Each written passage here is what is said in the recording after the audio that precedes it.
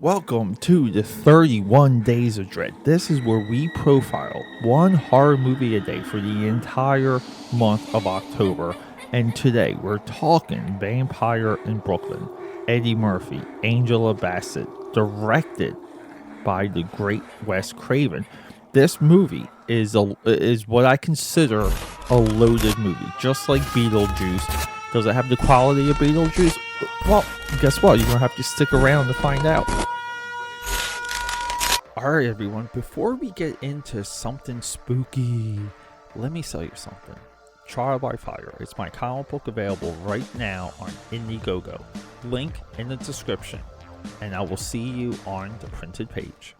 Rocking and rolling through that intro. Hey, thanks for sticking with me. So, this movie, so much like the next movie too. Let me preview day 22 already. Day 22 is going to be Lake Placid because we're doing a crocodile creature feature. Crocodile, the monster, the creature, the real life entity, lends itself so well to horror.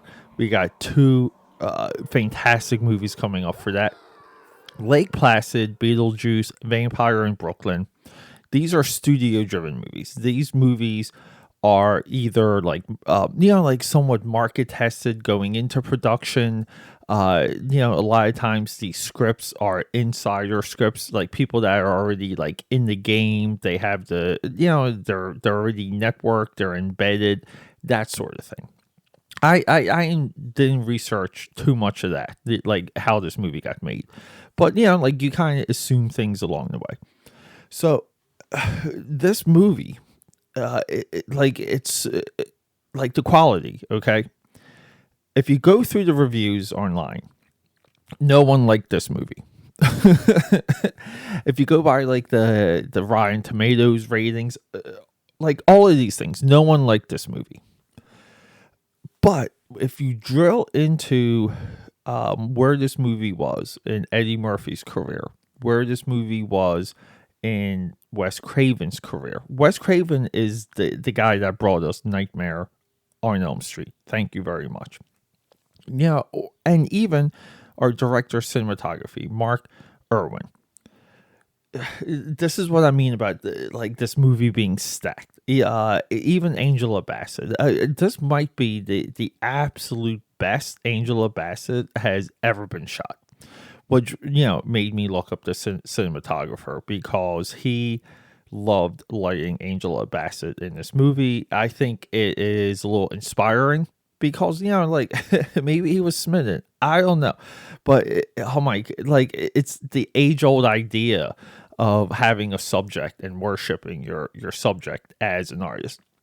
We have to go into exactly where this 1995 movie lies in the career of Eddie Murphy, because I was like under the impression that Eddie Murphy kind of faded away for a little and then like he had to have a comeback. Like he had to become Eddie Murphy again. But when I go through his filmography, what I see is like three phases. It's like the Saturday Night Live Eddie Murphy. So that's like Beverly Hills Cop. And then the SNL Murphy. Or like, we'll call it like the stand-up comedian Murphy. That parlays, that flows into almost like a black exploitation Murphy. And then that goes right into like the family movie Eddie Murphy, where he comfortably just crawled up and eventually died. Because you can only make so many family friendly comedies before the Grim Reaper comes knocking on your door. Adam Sandler got in and got out, and he sprinkles them in like along the way. Pretty fantastic. Adam Sandler has figured out a formula for mainstream comedians that no one's even close to cracking. I thought Jim Carrey was going to take it all over. Eddie Murphy, everyone, but he even cracked when he tried to go family. So it's interesting, but no, Eddie Murphy, it's like SNL era, 48 Hours, Trading Places, Beverly Hills Cop, The Golden Child, Beverly Hills Cop 2, Eddie Murphy's Raw. We have to honor the theatrical release of Raw, Coming to America. And then we get into the black exploitation era, Coming to America, Boomerang, Vampire in Brooklyn. And then the next year after Vampire in Brooklyn, he's making the Nutty Professor, Metro. He's voicing Mushu in Mulan. He's Dr. Doolittle. And then Oscar bait with Life and Bowfinger. So like you kind of see this arc. You see this idea of a career. And he made the Dolomite Is My Name. Got a lot of award attention again for that movie in this past season. So, and then we get into Wes Craven. We have to talk about Wes Craven because I didn't know where this movie lied in his career. So for Wes Craven, 1972, it's The Last House on the Left, a movie that will be remade until the end of time. There will always be updates on the concept and the type of horror from The Last House on the Left. We have 1977, The Hills Have Eyes. And then we have 1982, Swamp Thing. There was a time where I would always put Swamp Thing as one of the best comic book movies ever because I feel like it's very true to this boggy creepiness of what the comic. It should be odd and off-centered, and that movie pretty much nails it, especially with the creature design. Then in 1984, we had the movie Nightmare on Elm Street. Bang. Okay. Then at that point, okay, we have The Serpent and the Rainbow, Shocker, The People Under the Stairs. Those are three movies. I mean, Shocker is schlock, but those are three movies that he made in the late 80s into the early 90s that really they're enjoyable. They're good. They're creepy. The Serpent and the Rainbow, The People Under the Stairs. Those movies are just unsettling. And then we have Wes Craven's New Nightmare, 1994. So he's coming back to the franchise. He's trying to bring Freddy back. Literally, too. It's within the story. New Nightmare is one of the most underrated, of all the Freddy movies. It's the most underrated one. It's maybe look, you can like the other ones for for B movie guilty pleasure type reasons. New Nightmare is the second best Nightmare on Elm Street movie. Come at me, bro. Then in 95 we have Vampire in Brooklyn, which kind of flatlines. It's got Eddie Murphy, doesn't kill it at the box office, comes out even during Halloween, is a failure. And then what does he do? 1996, he comes back with Scream. So we have Scream 1, Scream 2, Oscar bait, Music of the Heart. That's a good movie. Scream 3. And here we go, ready? He does his own little trilogy. He does an outside of Scream trilogy. He does Cursed, Red Eye, and then he's involved with this movie called Pulse. Now he's the writer for Pulse. Those three movies between 05 and 06, they're legit solid movies. Cursed is schlock fun, very much like Shocker. It's self-aware, but it is a Scream version of the werewolf mythos. And then look, his final movie is Scream 4 2011. Now he does this other movie in 2010 called My Soul to Take. Not 100% familiar with that. So that's our director for this movie. How when you see this project line up as a executive producer, as even a studio head, you get excited. You lock in the Halloween release date, and you look at the script, and the script is just very basic. It's again, Eddie Murphy looking for his reincarnated love, ends up in Brooklyn, And then it's Angela Bassett, and he's got to woo her, and then along the way, her because she's a police officer or a detective, but people have to stop what's happening, and her friends start dying, and all of these things. And you look at the script, and you're like, well, fine, I don't care. We have Eddie Murphy, we have Wes Craven, like let's go, people. Like, you expect some of it to come out through the production, meaning like the nuances and what's going to make this movie different. That's not always a guarantee, and there's always reasons around it. Sometimes it is what it is, meaning we got the best people we could, we got the movie done on time. We got Mark Irwin to light the freaking movie, who is a legend of his own right. What else do we need to do? And this is where it's enlightening sometimes when you drill into who makes these movies, because this movie has performances, it has heart, like some of the comedy works, but like it's not enough horror, and it's also not enough comedy.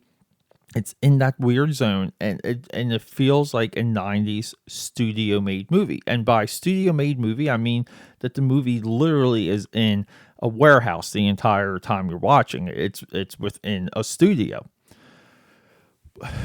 But it's like I always like focus on, like, Scream's shot that way. But I always it's always nice seeing like the indoor darkness, within 90s movies, because you had to shoot it indoors. You had to light, like you have to light night a certain way. You can't just shoot in the dark. Now you can. Now with digital technology, digital like everything. Like the microchip has changed photography forever. But I kind of like these movies during this time, just off of the look. I think it has there's a like a portrait aspect to it. But let's just go through Mark Irwin.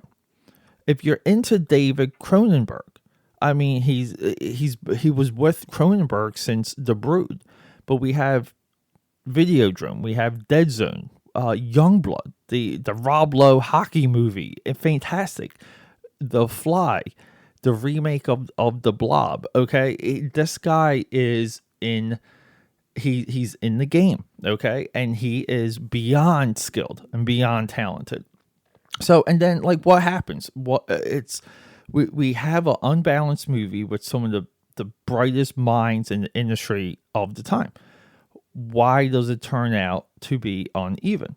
I don't know. This is part of the obsession when you watch movies on this level, which is movies you don't expect have so much nuance that you forego the mistakes, like Blackula. And then movies that you expect more just based on the credits don't, and you hold them to a different standard. Like it's funny. It's funny how your brain works that way. Like, is this movie a full? I wouldn't even say this movie's a full recommendation. It's not a good. It's not good on like any level. Meaning, it doesn't add. Like, if it added to the vampire mythos, like I would have been like, yes. But the movie has this opening narration. They kind of explain that he's coming from an island in the Bermuda Triangle. They fed on like sailors and refugees. And like that was it. And then he ends up on the boat, ends up in Brooklyn after murdering the entire crew, which is the movie does have a good scene though. Like the opening scene of this movie is like Speed 2, where the the cruise liner just hammers into the that dock and just destroys everything. So I don't know, like everyone. What's his name? Who plays Jules?